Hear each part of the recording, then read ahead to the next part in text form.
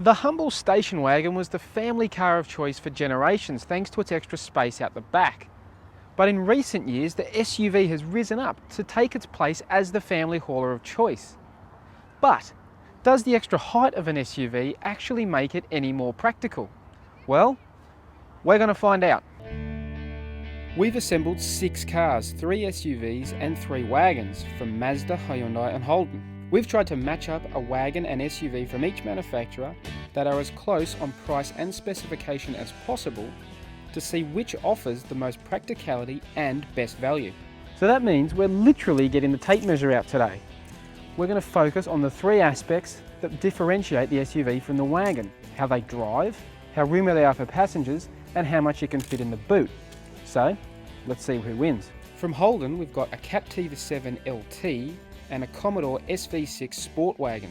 Sportwagon is one of the modern buzzwords to try and make a station wagon sound cooler and more appealing to the SUV crowd. Both are priced from $36,490, but the Commodore gets more standard gear, including the ability to park itself and Holden's latest MyLink infotainment system. In comparison, the Captiva feels at least a generation behind the Commodore, both in terms of technology and quality and feel of the cabin. Under the bonnet, the Commodore has a 210 kilowatt 3.6 litre V6 engine, while the Captiva relies on a smaller 3 litre V6, which is good for 190 kilowatts. But despite producing less power, the extra weight and the all-wheel drive system of the Captiva means higher fuel consumption, 10.1 litres per 100 k's, compared to the Commodore's 9 litres. Now the Holdens highlight one of the biggest differences between SUVs and wagons these days, and that is the ability to fit more people in. As the name suggests, the Captiva7 is a 7-seater. It's got these 2 extra seats in the back like a lot of modern SUVs. So that means while you don't need a people mover all the time, you don't need to carry 7 people, SUVs like this give you the option when you need it, which is a great practical benefit for families. Of course, that can eat into boot space when you have the 3rd row seats up. However, if you stow them, there's a decent 465 litres of room behind the 2nd row. However, that is actually less space than the Commodore, which Holden claims has a capacity behind the 2nd row seats of 496 litres. And being a wagon means a lower load height for the boot, which makes getting stuff into the back easier than an SUV. So in terms of boot space, that's a win for the wagon.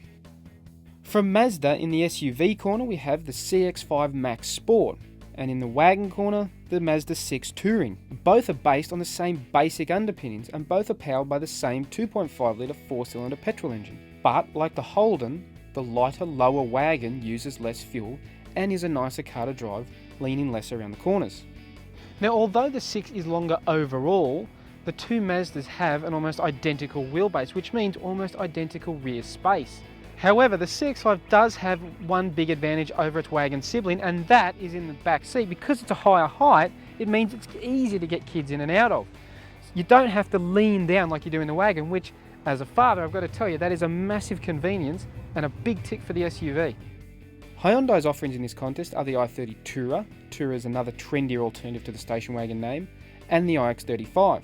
Both are part of the recent trend for downsizing, but that doesn't mean they're any less focused on practicality. While the pair are both active specification, the i30 is $2,000 less than the ix35, and that means there are some major differences in what you get. Now, one of those big differences is under the bonnet. In the i30 you get a 1.6 litre engine, but in this ix35 you get a 2 litre unit.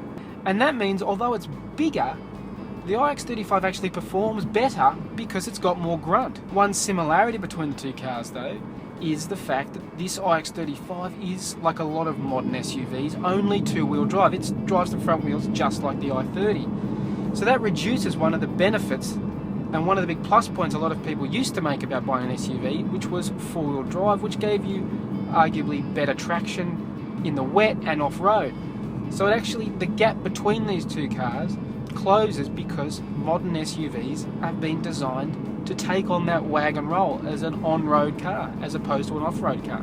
In fact, that is true of most modern SUVs, that they are designed to take the role of the wagon, not a heavy-duty off-roader, hence the term soft-roader. But as we've discovered, that's not necessarily a bad thing. SUVs do offer better visibility and easier access than traditional wagons. Does that mean wagons are headed for extinction though? Obviously, it's impossible to say categorically that SUVs are better than wagons or vice versa. What we can say though is if you're thinking about buying an SUV just because you feel it's more practical, think again, because depending on which one you choose, a wagon can be nicer to drive, more practical, more spacious, and offer better value. At the end of the day, in an age where the SUV is king, it's fair to say there's still plenty of life left in the good old-fashioned station wagon.